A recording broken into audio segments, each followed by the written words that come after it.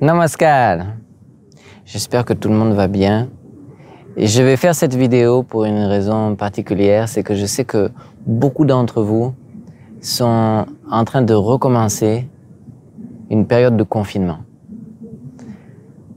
La période de confinement, c'est quelque chose qui n'est pas du tout facile. Pourquoi? Parce qu'on va restreindre notre liberté physique. On va restreindre nos expressions. On peut plus aller se promener, on peut plus aller voir nos amis, on peut plus faire ce qu'on avait l'habitude de faire. On peut plus faire ce que l'on aime faire. Et chacune de nos émotions, chacune de nos expressions cherche son épanouissement. Donc, mettre une contrainte à notre expression, c'est comme être dans une prison, c'est très difficile. Alors aujourd'hui, je vais parler de quelques astuces pour essayer de vivre ce confinement du mieux possible. Et voilà. Alors la première chose que je crois qu'il est important, c'est d'accepter la condition ou les circonstances qui nous viennent aujourd'hui. Il y a un sloka en sanskrit qui dit Trinadapi sunitchena taruriva sahishnuna amaninang manadiyam kirtaniya sadhari. C'est un long sloka, mais la deuxième ligne dit nous devrions essayer d'être aussi endurants que les arbres. Les arbres n'ont presque aucune possibilité d'expression. Aucune possibilité de mouvement, quelles que soient les tempêtes, quels que soient les gens qui vont venir couper les branches, arracher les fruits, quelle que soit la sécheresse, quel que soit le sol.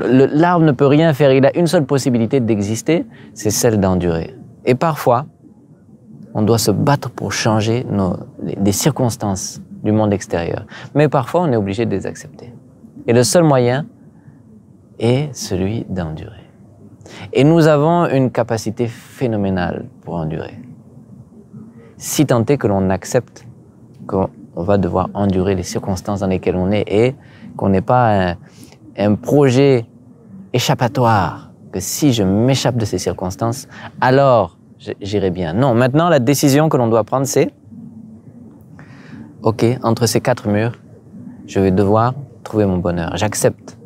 L'autre jour, j'ai vu sur un mur du Facebook, une personne qui a écrit « Non ». On ne peut pas dire juste « non ». On est obligé d'accepter, non? C'est les conditions qui sont là, même si on n'est pas d'accord avec les décisions prises par ceux qui nous gouvernent. Ok, que l'on soit d'accord ou non, on va accepter que pendant une période de temps, on est dans le confinement. Et surtout, ce qui nous intéresse en tant qu'aspirant à la spiritualité, c'est toujours ce challenge d'être heureux, d'être bien, quelles que soient les circonstances dans lesquelles on est. C'est ça le vrai test pour un homme spirituel, c'est d'arriver à être bien, être dans un état équilibré, un état plaisant, quelles que soient les circonstances extérieures. C'est ça qui veut dire qu'on a atteint une certaine liberté. Alors, on a donné beaucoup de conseils, justement pour maintenir cet esprit équilibré, cet esprit positif. Et on a expliqué tellement de choses. Et il y a beaucoup de choses que j'ai expliquées, je suis sûr que vous le connaissiez déjà. Peut-être vous en connaissez plus, peut-être vous les connaissez mieux même. Et pourtant, lorsque les difficultés viennent, on a du mal à mettre ces choses en pratique. Pourquoi? Justement parce qu'il y a un manque de pratique. La connaissance est restée à un niveau intellectuel et n'est pas descendue dans le cœur de son cœur. Et comment est-ce qu'il faut faire pour qu'elle descende dans le cœur de son cœur? Il faut pratiquer. Il faut pratiquer la méditation. Il faut pratiquer un temps de recueil dans la journée où justement on essaye de cultiver ce terrain sur lequel poussent nos expressions mentales. On cultive un terrain dans lequel ou sur lequel va pouvoir les bonnes expressions, les expressions mentales positives pourront grandir.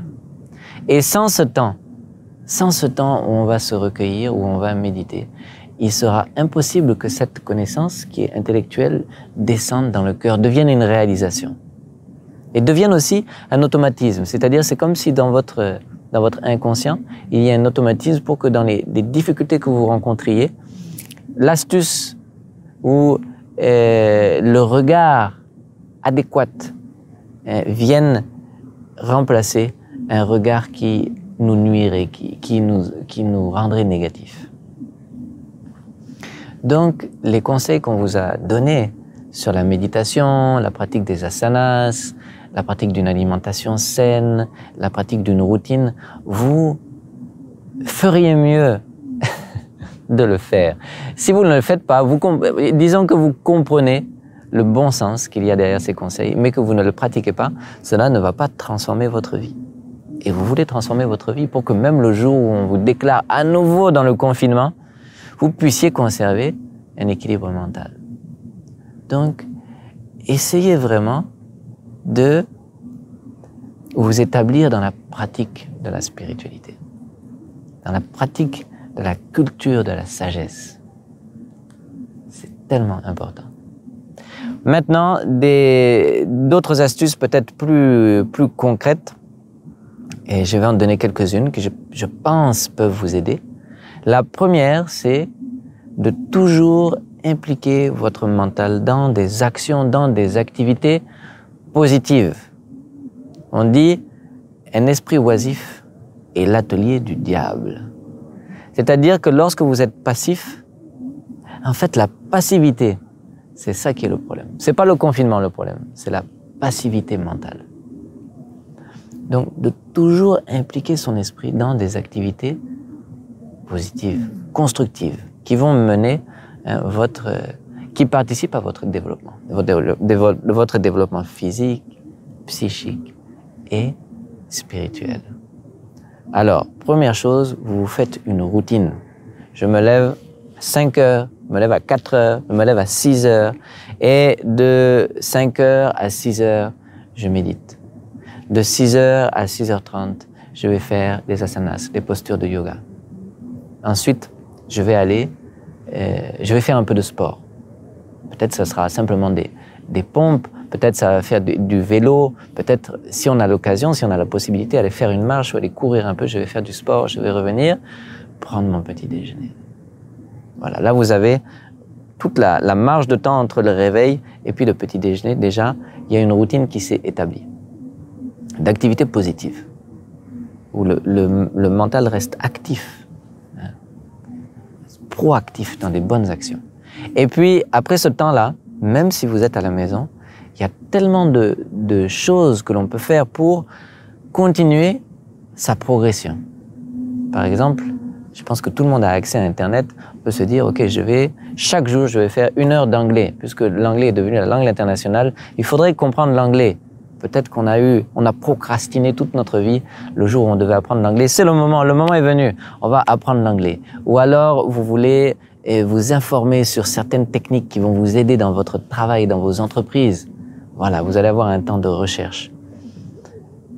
Vous allez essayer d'utiliser chaque minute pour apprendre quelque chose. Vous allez laisser votre conscience vous guider et vous inspirer pour faire de bonnes choses. Voilà, on avait parlé du contrôle des indriyas, vous vous rappelez, le contrôle des organes moteurs et le contrôle des organes des sens. Au moment du confinement, ces organes moteurs et ces organes des sens sont contraints. Peu importe. Ils sont contraints, mais votre conscience peut toujours décider, si c'est elle qui décide. Si c'est vos organes moteurs et vos organes senseurs qui décident de votre vie, ça va être très compliqué. Mais si c'est votre conscience qui décide, il y a toujours une infinité de choses que l'on peut faire. On va nettoyer sa maison.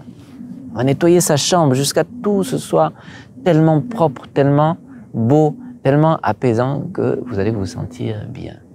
Et la conscience, votre conscience va prendre les rênes de vos journées. Et vous allez inspirer. Cette conscience va inspirer votre mental. Allez, on se lève, on va nettoyer la chambre.